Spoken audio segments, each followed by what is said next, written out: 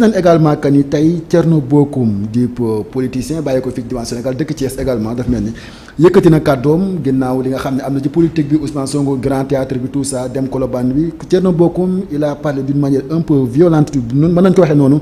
Il a dit que Ousmane Sonko n'a pas la capacité requise pour être PM. S'il ne fait pas sa déclaration de politique générale c'est un coup d'état institutionnel. Lamine boo déggee li mu wax noonu Ousmane Sonko nee na bi mu demee grand théâtre la mu fa doon wax nekkul lu ñu xaar ci moom Colobane bi tout ça foofu de posture am bu deful déclaration politique générale coup d'état institutionnel la loi wax na loolu wala déet bëgg naa am sa xalaat également Ousmane Sonko li mu xam ne que il n'a pas la capacité d'être premier ministre du Sénégal maanaam amul dayoo bi ngir nekk ko tey boo déggee loolu ci politicien comme moom wax loolu. nan koy càmm. waaw bon je crois c'est le lieu d'encourager le sieur Thierno Bocoum ci engagement bi mu jël pour assumer def opposition parce que loolu aussi la ñu xaar ci opposition bi quoi qu'il en soit il faut aussi que le régime actuel accepte une opposition républicaine une opposition responsable en quelque sorte des critiques parce que loolu dama koy ranger dans le lot de critiques d'un opposant Thierno Bocoum bon am na droit comme la constitution l'a prévu dans son préambule am nañ droit opposé wu mais toujours est-il que nañ def opposition de façon responsable parce que li muy wax bon moom la engagé mu ngi fustiger en tout cas de jeter l'opprobre sur le Premier ministre et là da ngay xam ne la question ou le toile de fond c'est pas le président Diomaye mais c'est toujours le Premier ministre Ousmane Sonko. C'est le Premier ministre Ousmane Sonko qui sert d'écran au président de la République, président Bassirou Diomaye Diakhar Faye. Parce que rare nga dégg ñu critiquer le président Diomaye alors que c'est lui le président. C'est lui à lui qu'on devait commencer les critiques, les attaques. Mais doo dégg loolu jamais au plus grand jamais le président Ousmane Sonko ngay dégg ñu wax. Parce que c'est le cible de toutes les attaques, toutes les critiques. Là aussi c'est pas surprenant. Parce que la façon dont Ousmane Sonko s'est opposé pour arriver au pouvoir moom dafa mel ni lu mu leble la mais na xaar aussi lu mel noonu mais nañ ko teg ci opposition bu bu am élégance moom mais dérangé wul en tout cas les Sénégalais dérangé aussi le pouvoir mais leneen li muy wax ne su demulee def sa déclaration de politique générale au niveau de l'Assemblée day def coup d'état institutionnel là-dessus moi je m'inscris en faux parce que de tels propos su ko waxee c'est comme si il ne comprend pas ce que ça veut dire une déclaration de politique générale ak lan mooy les procédures requises pour nga mun ko def lan nga war respecter ak lan nga warul respecter parce que ku nga xam ne le Premier ministre nouvellement nommé par le président de la République war na dem assemblée comme l'a prévu la constitution sénégalaise article 55 def ko ne na nga dem assemblée taxaw ak la représentation nationale parce que par définition l'assemblée représentative du peuple sénégalais et l'Assemblée nationale. Absolument. Ça veut dire que les députés yu fa nekk ñoom ñooy représenter le Sénégal donc c'est le Sénégal en miniature. moom la ñuy jox projet de société mu la ñuy jox la politique générale du gouvernement. politique bi am ci mbay mi ci napp gi dans tous les secteurs en tout cas de l'activité économique sénégalaise. donc bu nekk ne ñoom député yooyu ñu mu nekk benn institution deuxième institution mu am nekk institution bu am solo. ñoom pourquoi ñu war leen defal loolu mooy déclaration politique générale parce que dafa bokk ci mission député ñuy def évaluation des politiques publiques di joxe ay proposition de loi di dem ci askan bi xool seen jafe-jafe donc bu nekkee ne ñoom matay nañ loolu am nañ taxawaay boobu defe naa le président le premier ministre warul am problème aussi pour dem def déclaration de politique générale parce que ci li muy joxe ci lañ ñuy sukkandiku mun ko xayma ëllëg liggéeyam ndax jaar na yoon wala jaarul yoon mais leneen li ñuul ci soow mi mooy constitution bi prévoir DPG dañ ko war a lire toujours en parfaite collaboration ou en parfaite combinaison avec le règlement intérieur bi nga xam mooy régir le fonctionnement de l'Assemblée nationale. Parce que constitution bi day joxe les principes généraux day joxe day wax en tant que loi fondamentale qui est au-dessus de toutes les lois toutes les autres normes. Mais cela ne suffit pas parce que ku ne xam ne këru liggéeykaay boo jël Sénégal am na lu ñuy wax la loi organique. Parce que c'est la même chose que l'Assemblée nationale bi nga xam au-delà de la loi organique bu ko créer am na règlement intérieur boo xam mooy wax naka lay fonctionner.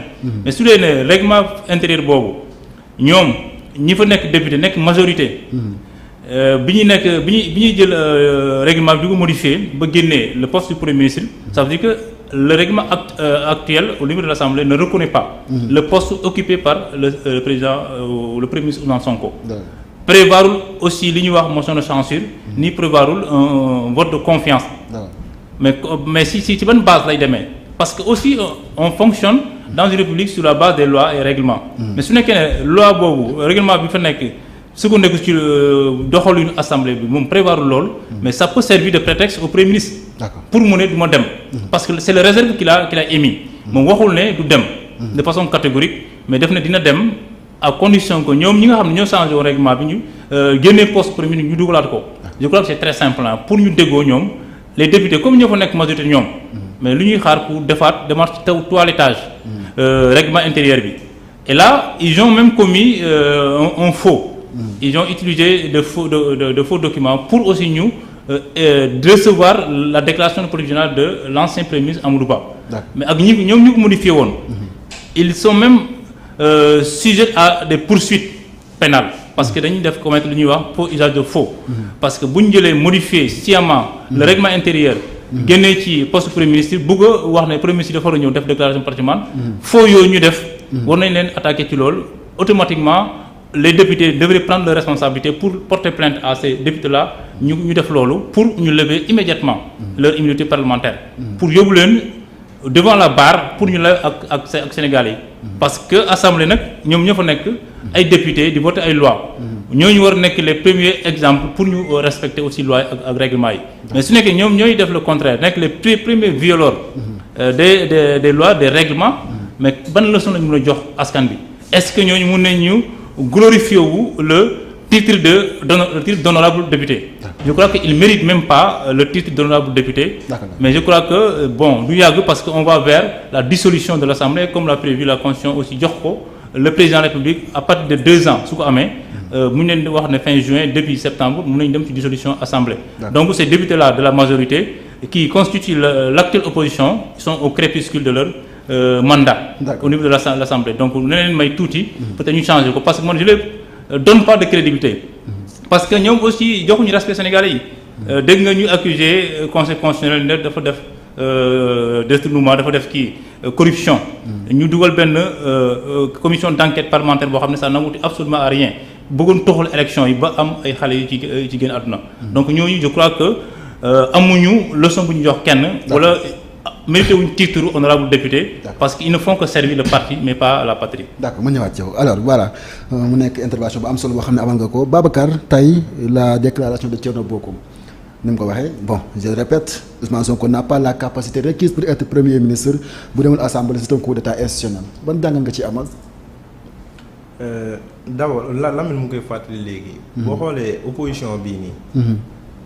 te man ma jàpp ne sax ñii dañoo bëgg ñu leen di dégg rek moo tax. kenn ku ci nekk di génne di saxi laaf di wax. gis nga dafa bokk ci li nga xam ne moo leen sonnal. muy que ne ku ci jóg rek ci jëmmi Ousmane Sonko la nekk. mais xam nga loolu lan lay wane. ça montre à suffisance kan mooy Ousmane Sonko dëgg-dëgg.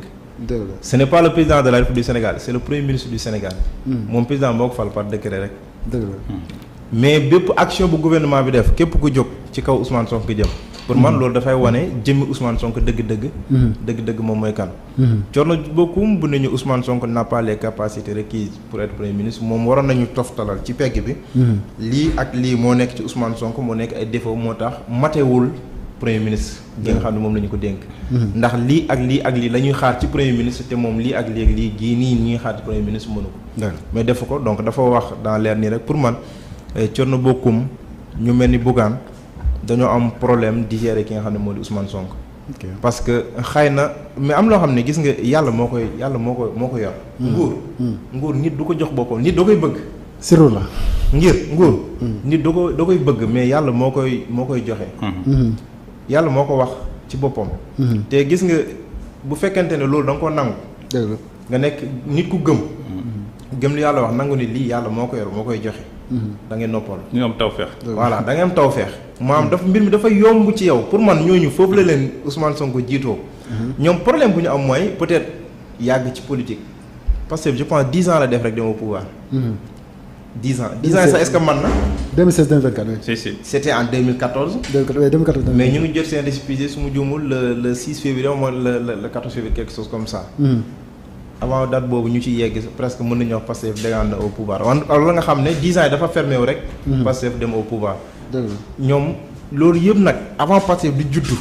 di nekk un parti politique ñoom ñu nekk ci langue politique gi. ñu nekk ci langue politique gi. Ousmane Sonko dafa ñëw fekk leen ci terrain politique. ñu nekk ci terrain politique yi mu ñëw judd ci seen kanam ci politique. jiitu leen. ñu naan Ousmane Sonko Ousmane Sonko Ousmane Sonko Ousmane Sonko. boo xoolee man sax j'ai l'impression que Bougane instant yi nii li mu nekk di def nii il tire à tout ce qui bouge. pour man leen rek la bëgg créer dualité bi nga xam ne parce que gis nga xam nga Ousmane Sonko tamit Macky Sall mën nañu wax moo nekkoon directeur de campagne am de. pourquoi mooy Macky Sall moo fexe ba opposition amatu fi. Ousmane Sonko juddu di fël mu commencé ca ba muy commencé politique rek. mu rajo ko ci fonction publique loolu du ko lancé mais yëmut foofu de Ousmane Sonko di teg mu jàkkaarloo moom concentré ko mu ne éliminé naa Khalifa Sall. éliminé naa Karim Wade kii moo fi nekk di jug waaye du ma ko maye fu mu yàkkee nakam. d'accord ni mu concentré wu ci moom loolu moo créé benn dualité boobu moo pousse Ousmane Sonko pousse ko moom it mu am persévérance. ak gëm li muy def.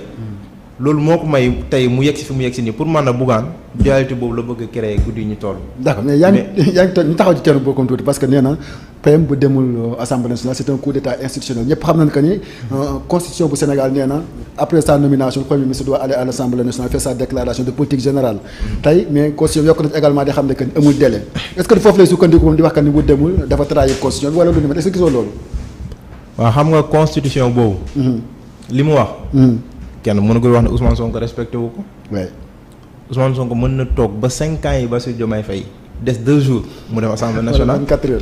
parce que conseil constitutionnel l'autre jour maa ngi koy wax fii principe généraux rek la jox. lay jox moom lu mu wax le premier ministre bu ñu ko tabee dafa war a dem ci assemblée nationale def sa déclaration de politique générale. pas de délai. foofu la yem di. non on a ajouté y a pas de délai. foofu la yem règlement intérieur bu assemblée nationale. moo yeggoon ci ne le premier ministre délai 3 mois.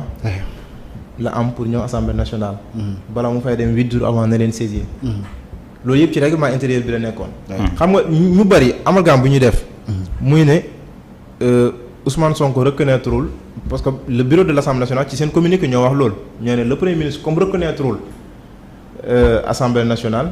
kon ñoom gisuñu opportunité ñuy recevoir le ministre Cheikh Diba pour ñu def séance ci débat d'orientation budgétaire. ñoom ñoo wax loolu pour man c'est le contraire. Ousmane Sonko reconnaître na assemblée nationale. loolu moo tax benn ministre ci ay ministres am. dem fa. mais assemblée nationale moom moo reconnaître le premier ministre.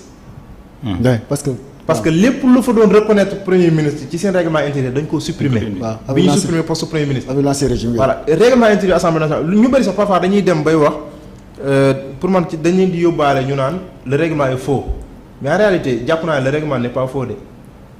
c'est un règlement intérieur bu ñu mettre à jour bi ñu supprimer poste premier ministre. d'accord guddi ñu toll dañoo delloo ci poste premier ministre. daa fa ñu delloo ci leen. voilà te delloowuñu article ya nga xam ne. ñoo koy moo doon tudd premier ministre ci règlement intérieur national bu assemblée nationale. d'accord kon dañuy gis ne assemblée nationale ci boppam moo reconnaîtrewul le premier ministre Ousmane Sonko. mais reconnaître le ministre des finances. reconnaître lu jëm ci débat d'orientation budgétaire. ñoom seen communiqué gisuma fenn fu ñu visé benn article. dëgg la te ministre bi dafa am ay articles yoo xam ne daf ko tudd mu war faa ñëw ñu war a débattre ci orientation budgétaire. d'accord ba wax période bi mu fa war a ñëw ñu nekkoon ci période boobu.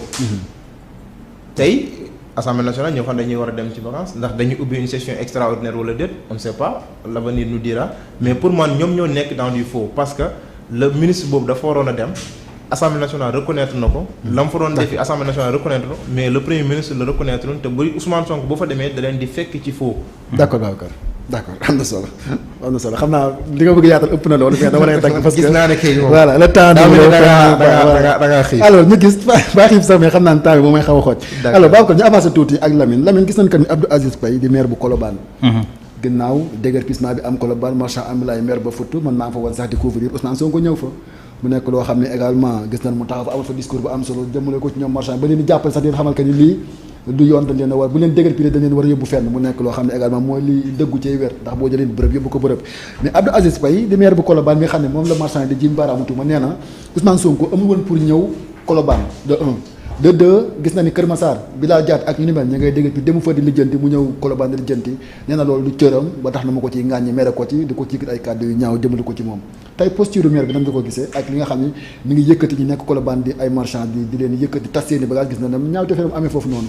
waaw defe naa bon Abdou Aziz Paye maire Colobane Fass Gueule Tapée dafa waroon vraiment féliciter le premier ministre ci ñëw bu mu ñëw Colobane. ci naka. parce que daf ko yombal liggéeyam. moom en tant que maire moo waroon a initier loolu. parce que bu ñu fàttee ne le ministre de l'intérieur defoon na benn.